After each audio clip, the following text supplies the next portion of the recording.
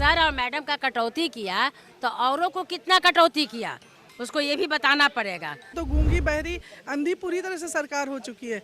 महिला को जलालत की जिंदगी जिलाने की जो कोशिश हो रही है, सुरक्षा प्रहरी हटाया जा रहा है, आवास बदलवाया जा रहा है, ये कहीं से लोकतांत्रिक नहीं है। सम्राट चौधरी जी तो हमारे आरजेडी में रहे हैं और जो थारी में खाए हुए थारी में छेद कर रहे हैं।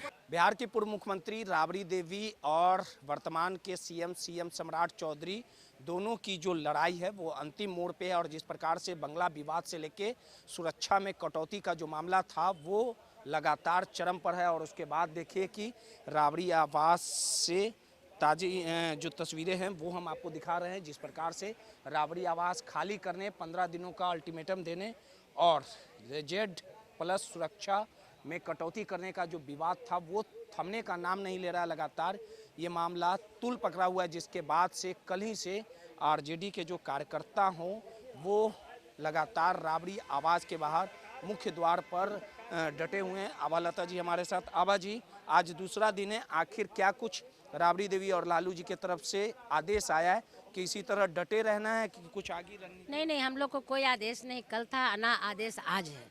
हम लोग जो सरकार का जो रवैया है, जो सरकार जिस तरह से बंगला का खेला फिर सिक्योरिटी गार्ड का खेला, तो हम लोग सरकार के खिलाफ मैडम के सुरक्षा कर्मी नहीं रहने के कारण हम इन लोग की सुरक्षा में हम लोग खुद मौजूद हैं और किसी का आदेश का हम लोग पालन नहीं कर रहे हैं। अगर बीजेपी अगर बोल रही है कि हम लोग नौटंकी कर रहे हैं तो वो ये बताए कि आखिर उन लोग सुरक्षा कर्मी के रूप में क्या क्या मापदंड अपनाया। अगर सर और मैडम का कटौती किया तो औरों को कितना कटौती किया उसको ये भी बताना पड़ेगा।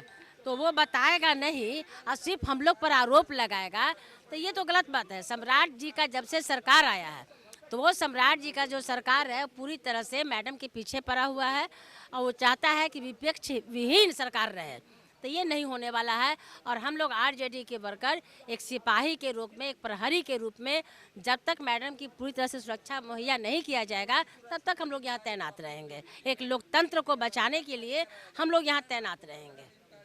चलिए, और भी महिला कार्यकर्ता है, किस प्रकार से सुरक्षा को लेके तमाम जो कार्यकर्ता हैं वो डटे हुए हैं, लेकिन सरकार का ध्यान केंद्रित नहीं है कि इसमें इस आवास में दो सरकार का ध्यान कैसे यहाँ केंद्रित रहेगा? उनका सरकार आप देखिए तो वो तो गूंगी बहरी अंधी पूरी तरह से सरकार हो चुकी है।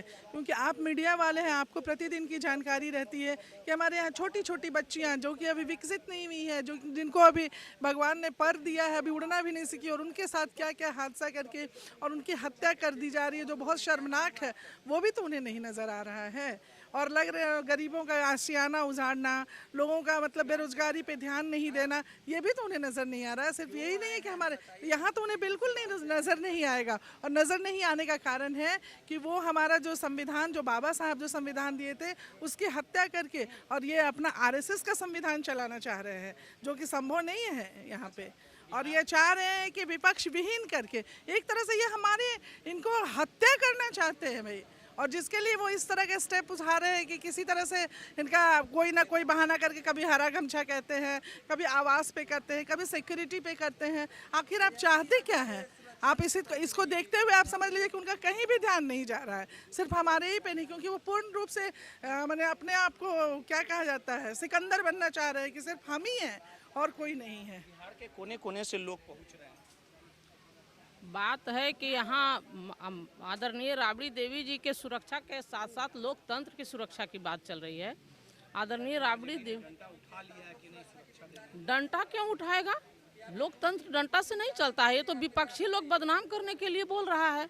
यहाँ लोकतंत्र की सुरक्षा बोली से चलेगा और मताधिकार से चलेगा। जो 90% की लड़ाई लड़ रहे हैं, आम आवाम की लड़ाई लड़ रहे हैं, और उनकी सुरक्षा की कटौती करना, समझिए कि जहाँ जगदेव बाबू की हत्या हुई है, जिन्होंने 100 में 90 का नारा दिया और उनकी जब अगुवाई, उनकी विरासत को आगे बढ़ाने वाले आदरणीय लालू प्रसाद यादव जी ने 90 के दौर में SC/ST का सुरक्षा का एक्ट लाया, OBC को मंडल कमीशन लागू करा कर के हक और अधिकार दिलाया, और उनको आज किस तरह से प्रताड़ित किया गया कि जेल के सलाखों में बंद किया गया। और आज आदरणीय राबड़ी देवी जी, जिसको महिला सशक्तिकरण के रूप में आदरणीय लालू प्रसाद यादव जी ने बिहार की प्रथम महिला मुख्यमंत्री बनाकर सामाजिक न्याय की लड़ाई में साथ लिया, और आज उस महिला को जलालत कि जिंदगी जिलाने की जो कोशिश हो रही है, सुरक्षा प्रहरी हटाया जा रहा है, आवास बदलवाया जा रहा है, ये कहीं से लोकतांत्रिक नहीं है। चलिए, सीधे तौर पे आरजेडी की महिला कार्यकर्ता थी। देखिए, भारी संख्या में यहाँ का जो आरजेडी के जो कार्यकर्ता है उनका हुजूम जुटा है। नफरत की राजनीति का सीधे तौर पे आरोप लगाया जा रहा है। क्या कहेंगे जिस प्रकार से क्या सम्राट चौधरी जिस प्रकार से लालू देखिए, सम्राट चौधरी जी तो हमारे आरजेडी में रहे हैं और जो थारी में खाए हुए थारी में छेद कर रहे हैं, तो उनको अब क्या कहल जाए। सब भाजपा वाला करवा रहा है, सब भाजपा वाला करवा रहा है। अंत में सम्राट चौधरी के हटा दिया जाएगा। देखिएगा, हम नहीं हटाएंगे, हटाएंगे भाजपा वाला। हमारे हम इतना ही कहना चाहते हैं सम्राट चौधरी जी के कि सम्राट चौधरी जी, ये सब क्या, हमारी राबड़ी माता रही, मुख्यमंत्री पूर्व मुख्यमंत्री है, हाँ, तो उसको क्या आवाज़ चाहिए कि नहीं। बर्दवान में हमारी अथी MLC है, तो क्या उसको फोर्स चाहिए कि नहीं, आवाज़ चाहिए कि नहीं। आरजेडी की तमाम जो महिला कार्यकर्ता थी वो थी, उनका साफ तौर पे कहना है कि कहीं ना कहीं अन्याय और अत्याचार लालू परिवार पर किया जा रहा है। सहयोगी मुन्ना के साथ रोहित, माईपीडीए समाचार, पटना।